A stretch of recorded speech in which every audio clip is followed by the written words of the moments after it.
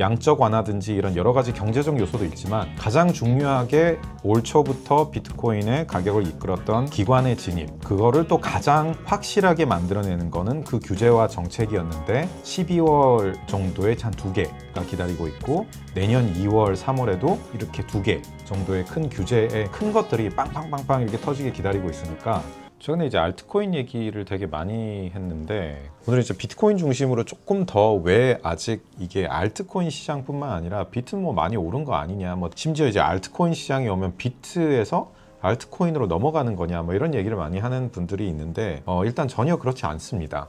예전에는 되게 제한된 규제 범위와 정책 내에서 일부 소수 이제 얼리 어댑터 중심으로 자금 흐름이 만들어지고 이제 들어갔다라고 하면 이제는 그 비트코인에서 설령 알트코인 쪽으로 자금 전환이 이루어지더라도 비트코인으로 들어오는 기관들의 물량은 사실 그거를 상쇄할 만큼 훨씬 크다라고 보시면 되기 때문에 비트코인과 알트코인이 어떠한 뭐 상충 관계에 있다 이렇게 보실 필요는 전혀 없을 것 같고요. 그럼 돌아가서 그 비트코인 시장에 왜 아직 기회가 있냐라는 것들을 제가 뭐 예전에도 어디선가 얘기 드린 적이 있는데 비트코인이 지금 올라가는 거는 뭐 다른 모든 요소 다 제껴놓고 결국 규제, 정책이 가장 핵심적으로 작용을 하게 됩니다. 거기에서도 많은 분들이 이제 뭐 트럼프가 뭐 이렇게 뭐 했다, 뭐 이렇게 뭐 미국에서 이제 규제 많이 나왔다, ETF도 나왔다, 이제 뭐 다 나올 거 없냐라고 하는 분들이 있는데 아닙니다. 여러분 공부를 하시다 보면 계속 새로운 내용이 나와요. 아니면 제 채널을 계속 보셔도 되는데 일단 미국에서 그 Clarity Act라는 게 있어요.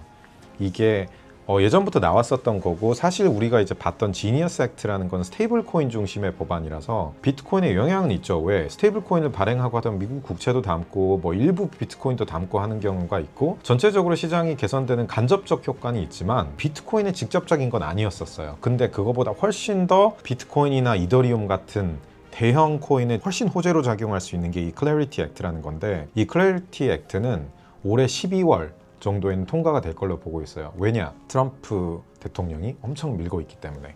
그래서 그런 상황인데 이게 뭐 하는 거냐 하면 지금까지는 비트코인이나 이더리움 같은 게 물론 뭐 SEC에서 패소하고 이런 것도 있었지만 여전히 SEC의 규제 범위 내에 있었어요. 그런데 뭐가 바뀌었냐? 아니 뭐가 바뀔 거냐라고 하면은 앞으로 이런 비트코인이나 ETF를 SEC의 증권 규제에서 볼 필요 없이 현물을 보는 미국의 CFTC에서 이거를 관할을 하게 되는 형태로 바뀌게 되는 거고 그러면은 더 이상 증권 뭐 소송이나 등록이나 이런 의무가 다 없어지게 되는 겁니다. 그렇게 되면 이제 펀드 형태들이 훨씬 더 이제 쉽게 나올 수 있게 되는 형태가 되고 규제에서도 훨씬 더 자유롭게 되죠. 그리고 직접적으로 비트코인이나 이더리움 같은 코인들, 대형 코인들이 훨씬 영향을 많이 받기 때문에 앞으로 이런 것도 꽤나 큰 호재로 작용할 수 있는 요소가 한두 달 내에 있을 수 있다라는 거고요. 또 이제 어려움을 겪을 만한 요소들 중에 뭐가 있었냐 하면은 이 회계 관련된 거였어요. 비트코인을 기관들이 가지고 있으면 이거 회계 처리를 어떻게 해야 되냐에 따라서 기관 사실 되게 중요한 요소인데 비트코인을 기존에 가지고 있으려면 자기 자본으로 100%를 충당을 하고 있어야 되고 뭐 이런 요소들이 있었어요. 그런데 이거를 완전히 없애겠다라는 게 그 미국의 SAB 121이라는 그 조항이 폐지가 된다라는 것들을 지금 기다리고 있는 거고 이것도 올해 말 혹은 이제 연초쯤에는 이제 있을 걸로 이제 저희가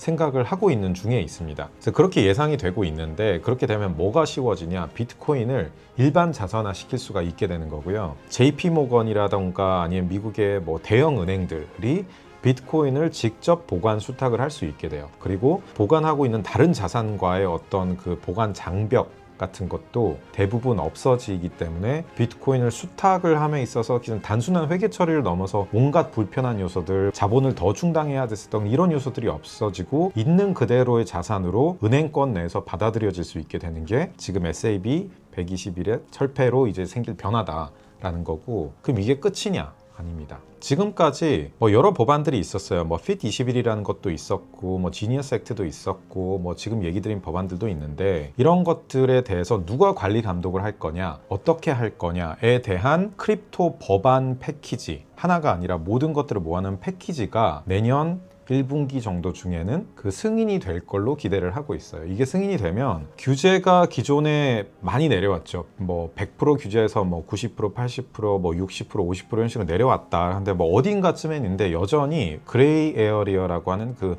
애매한 영역들이 계속 남아 있어요. 근데 이게 생기면 뭐가 바뀌냐? 이제는 규제가 더 이상 애매한 영역이 없이 명확하게 모든 것들이 만들어지는 겁니다. 즉 규제 리스크라는 게 위험한 걸 하면 당연히 문제가 되겠지만 내가 신경 써서 하면은 정확하게 100%를 제도권 내에서 안전하게 할 수 있다라는 게 이제 내년 그 크립토 패키지에서 이제 나올 내용이라고 보시면 될 것 같고, 공화당에서는 내년 2월 정도를 목표를 하고 있는 중이에요. 또 올해 말에 이제 방금 말씀드렸던 두 가지 법안이 통과가 되면 훨씬 더 이제 가속화되고 가시성이 생길 거기 때문에 이제 연말 연초에 이제 그런 것들을 기대할 수 있는 게 있다라는 거고, 마지막 많이 들어보셨겠지만 미국에서 전략적으로 비트코인을 비축을 하는 Strategic Reserve라는 게 있어요. 근데 이 부분이 미국이 뭐 자산을 더 매입을 하겠다 이런 거는 아니지만 어쨌든 지금 압류하고 있는 게 이미 이제 21만 개가 있는데 내년 말까지 100만 개까지 늘리겠다 라고 하는 거고, 100만 개를 어떤 방식으로 뭐 사들이고 이런 건 아니지만 그게 무슨 의미를 줄 수 있냐.